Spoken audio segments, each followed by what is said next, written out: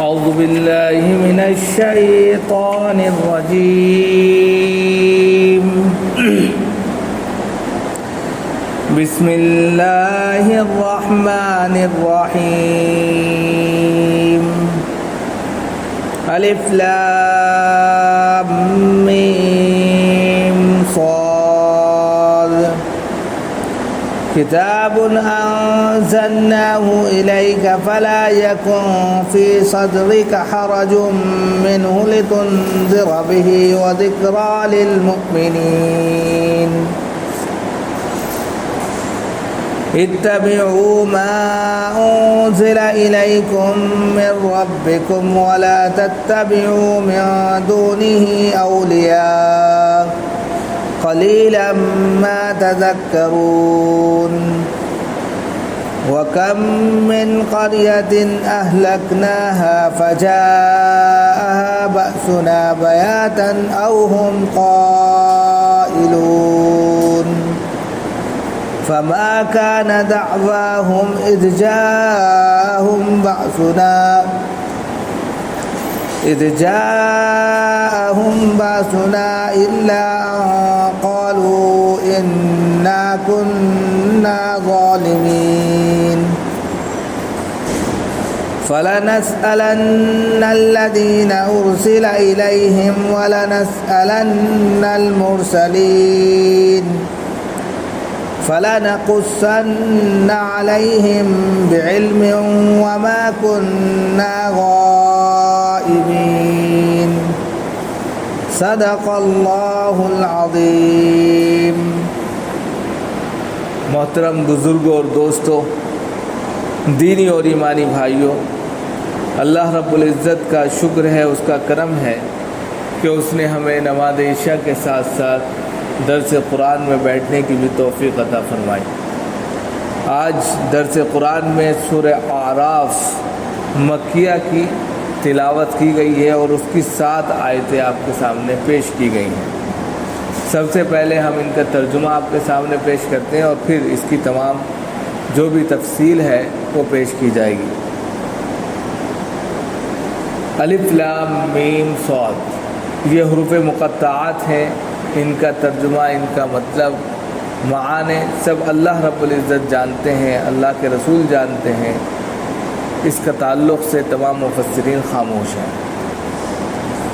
اس کے بعد کتاب انزلناہ الیک فلا یکن فی صدرک حرج منہ لتنذر بہ وذکریٰ للمؤمنین، یہ کتاب یعنی قرآن کریم جو آپ پر نازل کی گئی ہے تاکہ آپ اس کے ذریعے لوگوں کو ڈرائیں اور اپنے دل میں کسی بھی طرح کی بالکل بھی تنگی محسوس نہ کریں، اور نصیحت جو ہے وہ ایمان والوں کے لیے ہے۔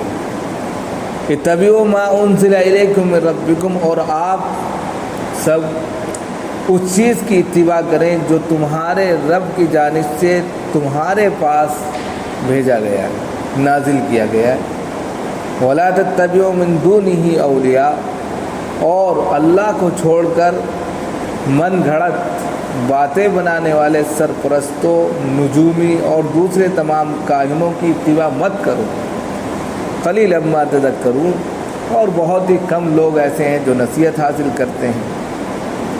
وَكَم مِّن قَرْيَةٍ أَهْلَكْنَاهَا فَجَاءَهَا بَأْسُنَا بَيَاتًا أَوْ هُمْ قَائِلُونَ، اور کتنی ایسی بستیاں ہیں جن کو ہم نے اجاڑ دیا، تباہ و برباد کر دیا، تو ہمارا عذاب جو ہے اچانک راتوں رات آ گیا، یا دن کے اس پہر آیا جب وہ آرام کر رہے تھے دوپہر کے وقت۔ فما كان دعواهم اذ جاءهم بأسنا الا ان قالوا انا كنا ظالمين، کہ جب ہمارا عذاب نے ان کو پکڑ لیا، ہمارا عذاب ان پر آ گیا، تو پھر ان کے پاس کہنے کے لیے کوئی بات نہیں بچی سوائے اس کے کہ انہوں نے کہا کہ ہم نے ہی اپنے اوپر ظلم کیا۔ فَلَنَسْأَلَنَّ الَّذِينَ أُرْسِلَ إِلَيْهِمْ وَلَنَسْأَلَنَّ الْمُرْسَلِينَ، تو ہم ضرور بالضرور ان لوگوں سے جن کی طرف ہم نے پیغمبر بھیجے ہیں پوچھیں گے کہ پیغمبر آئے، اچھی باتیں بتائی یا نہیں بتائی، ان سے بھی پوچھیں گے، اور پیغمبروں اور نبیوں سے بھی پوچھیں گے کہ آپ نے ان کو بات پہنچا دی یا نہیں پہنچا دی، دونوں سے پوچھا جائے۔ فَلَنَقُصَّنَّ عَلَيْهِمْ بِعِلْمٍ وَمَا كُنَّا غَائِبِينَ، اور پھر ہم روبرو اپنے علم کی بنیاد پر نبیوں کو اور امتیوں کو دونوں کو آمنے سامنے کر دیں گے، بیان واضح کر دیں گے، اس لیے کہ ہم کسی بھی چیز سے بے خبر نہیں ہیں۔ یہ 7 آیتیں ہیں جن کا ترجمہ آپ کے سامنے پیش کیا گیا ہے۔ سب سے پہلے جو اس کی بنیادی چیزیں ہیں وہ آپ کے سامنے پیش کی جاتی ہیں۔ یہ سورہ مکی ہے۔ اس سورت کا نام آراف ہے۔ آراف بلندی کو کہتے ہیں، بلندیوں کو آراف بولا جاتا ہے، اور اصطلاح میں اس جگہ کا نام ہے، جنت اور دوزخ کے درمیان ایک جگہ ہے جس کے بالا حصے کو، یعنی اونچے والے حصے کو ایک دیوار کی شکل سمجھ سکتے ہیں، ایک دیوار ہے، اس کے بالائی حصے کو آراف بولا جاتا ہے۔ یہاں پر وہ لوگ ہوں گے جن کی نیکی اور گناہ دونوں برابر ہوں گے۔ وہ لوگ اوپر رکے ہوئے ہوں گے، نہ جنت میں جائیں گے نہ دوزخ میں جائیں گے، بیچ میں ٹنگے ہوں گے، پھر بعد میں جب فیصلہ آئے گا، یعنی سزا وغیرہ بھگتنے کے بعد وہ جنت میں داخل کر دیے جائیں گے۔ اس صورت کے اندر آگے 46 نمبر پر آراف کا پورا تذکرہ آ رہا ہے، اصحاب آراف کا تذکرہ آ رہا ہے، تو اسی لیے صورت کا نام آراف رکھا گیا کہ جنت اور دوزخ کے درمیان ایک جگہ ہے، اس کے بالا حصے کو، اونچے بلندی والے حصے کو آراف بولتے ہیں۔ دیوار کی شکل ہے، وہاں کچھ لوگ ٹھہرے ہوئے ہوں گے، رکے ہوئے ہوں گے، نہ جنت میں جا رہے ہوں گے نہ دوزخ میں جا رہے ہوں گے، ان کا معاملہ رک جائے گا، پھر بعد میں فیصلہ ہوگا تو یہ بعد میں جنت میں چلے جائیں گے۔ آراف اس کو بولتے ہیں۔ یہ سورت مکی ہے، تمام لوگوں نے اس کو مکی کہا ہے۔ اس سورت کے اندر 206 آیتیں ہیں، 24 رکوع ہیں، اور یہ سورت ترتیب قرآنی کے اعتبار سے 7ویں نمبر پر ہے، اور 8 اور 9 پارے میں جاتی ہے، تقریباً 1.25 پارے کی یہ سورت ہے۔ 8ویں پارے سے شروع ہو کر 9ویں پارے پر جا کر ختم ہوتی ہے۔ نیز اس سورت کے اندر جو الفاظ ہیں وہ 3344 ہیں، اور جو حروف ہیں وہ 14071 ہیں۔ اس طرح یہ پوری صورت آپ کے سامنے آئی۔ اس صورت کا جو مرکزی مضمون ہے، بنیادی جو اس کے اندر مضامین پیش کیے گئے ہیں، اس میں سب سے پہلے جناب محمد رسول اللہ صلی اللہ علیہ وسلم کی رسالت کو پیش کیا گیا ہے، اور آخرت کے تعلق سے بتایا گیا ہے کہ آپ صلی اللہ علیہ وسلم کی رسالت برحق ہے، اور آخرت کا کانسیپٹ جو ہے، جو آخرت کی دنیا ہے، وہ بھی برحق ہے، وہاں پر بھی ہر انسان کو پہنچنا ہے۔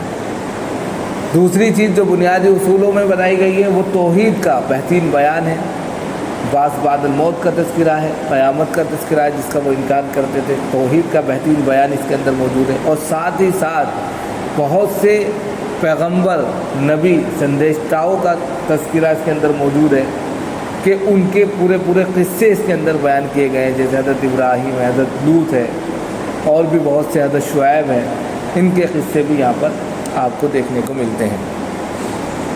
یعنی کہ بہت سے نبیوں کے قصے بھی اس میں آئیں گے، لیکن خاص طور سے جو مفصل قصہ آیا ہے وہ حضرت موسیٰ علیہ السلام کا کوہ طور کا وہ پورا قصہ اس کے اندر موجود ہے، اور اس طریقے سے حضرت موسیٰ کے قصے کو بہت ہی طوالت کے ساتھ میں اس صورت میں پیش کیا گیا ہے۔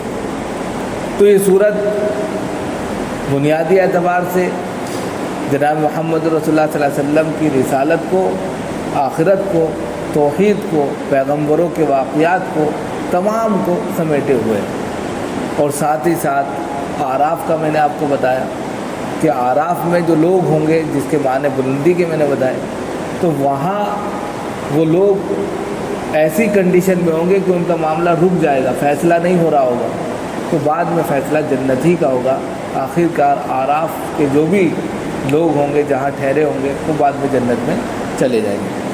اب یہاں پر جو سورت شروع کر رہے ہیں وہ سورت جو ہے الف لام میم صاد سے شروع کی ہے۔ اب 1 سے 7 تک 7 آیتیں ہیں، 24 رکوع ہیں، اور 8 اور 9 پارے میں جاتی ہے، تقریباً 1.25 پارے کی یہ صورت ہے۔ 8ویں پارے سے شروع ہو کر 9ویں پارے پر جا کر ختم ہوتی ہے۔ الف لام میم صاد جو ہے یہ حروف مقطعات ہیں جن کو کاٹ کاٹ کر پڑھا جاتا ہے. الف کو الگ پڑھا، لام کو الگ پڑھا، میم کو الگ پڑھا، صاد کو الگ پڑھا. تو یہ حروف مقطعات ہیں جن کو کاٹ کاٹ کر پڑھا جاتا ہے. یہ اللہ اور اس کے رسول ہی اس کے مطالب اور مطلب کو سمجھتے ہیں.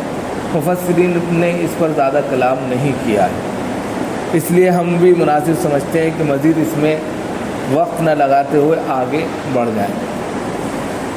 کتاب انزلناہ، کتاب سے مراد یہ کتاب ہے، ھذا کتاب، یعنی کہ قرآن کریم مراد ہے اس سے کہ یہ کتاب جو ہم نے آپ پر نازل کی ہے، یعنی کہ انزلہ جو آپ پر نازل کی گئی ہے. تو قرآن کریم جو جناب محمد رسول اللہ صلی اللہ علیہ وسلم پر نازل کی گئی ہے، اس کا اول مقصد جو ہے وہ لتنذر بہ ہے کہ آپ لوگوں کو ڈراتے رہیے، آپ لوگوں کو سمجھاتے رہیے، متنبہ کرتے رہیے. یہ نہیں کہ لوگ غافل ہو جائیں، یہ نہیں کہ لوگ جو ہے اپنی منمانی کرنے لگیں، یہ نہیں کہ لوگ جو ہے بالکل اپنی دنیا آباد کر کے بیٹھ جائیں. ایسا نہیں ہونا چاہیے، بلکہ لوگوں کو آپ برابر ڈراتے رہیے، چاہے وہ لوگ آپ کی بات مانیں یا نہ مانیں.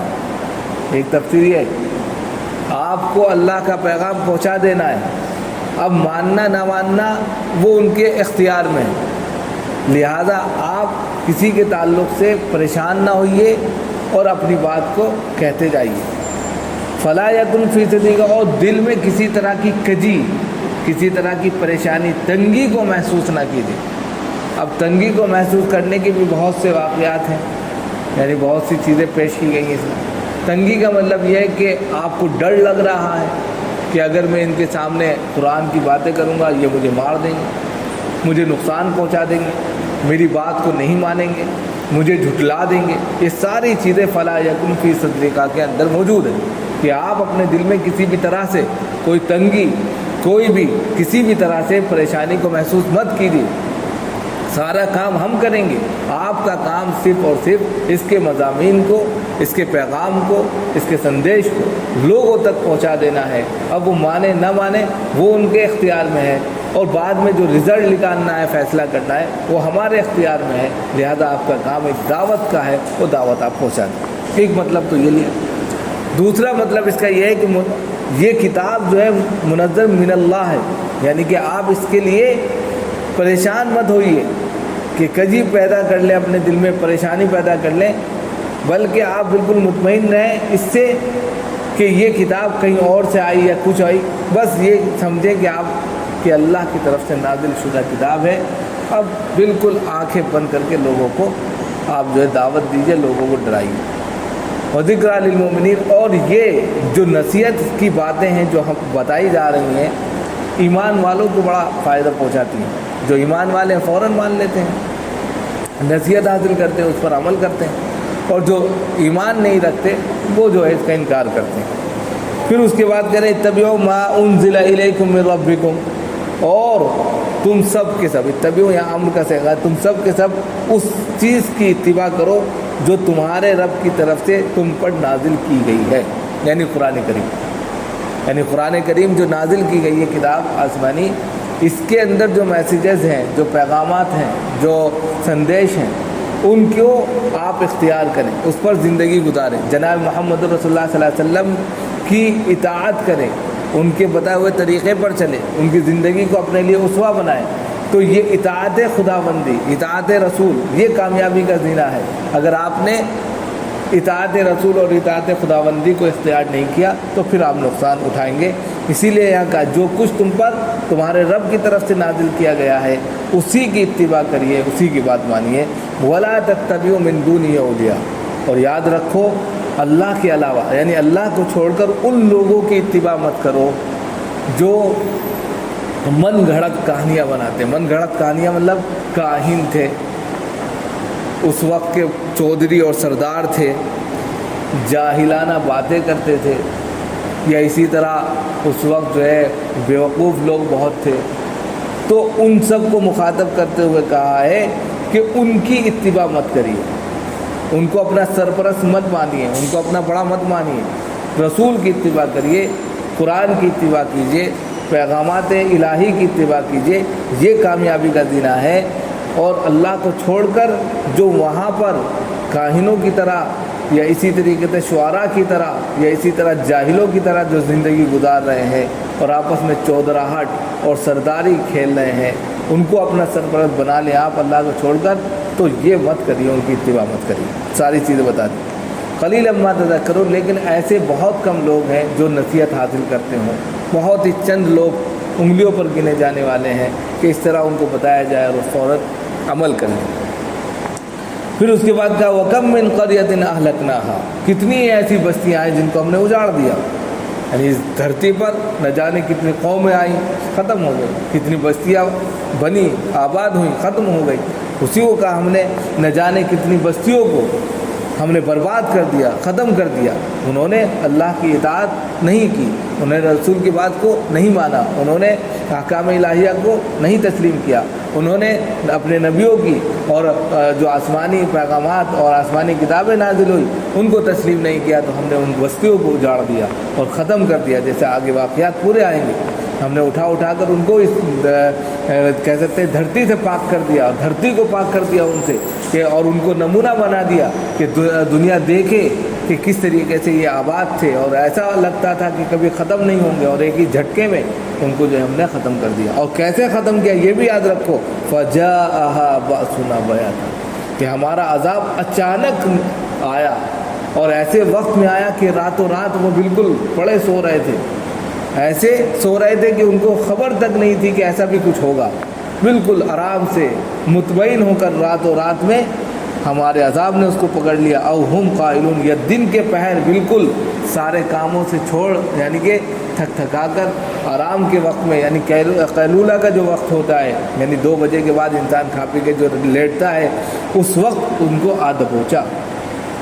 तो कहने का मतलब यह है कि जिस वक्त वो बिल्कुल पुरमुतमईन थे, आराम कर रहे थे, सो रहे थे, उनको कभी खबर भी नहीं थी कि ऐसा भी होगा कि खुदा का अज़ाब पकड़ लेगा, उसी वक्त हमारे अज़ाब ने उनको बिल्कुल अपनी गिरफ्त में ले ली कि अचानक हमारे अज़ाब ने रातों रात उनको पकड़ लिया। या दिन के पहर जिस वक्त वो आराम कर रहे थे उस वक्त उनको आ दबोचा और उनको खबर तक नहीं लगी।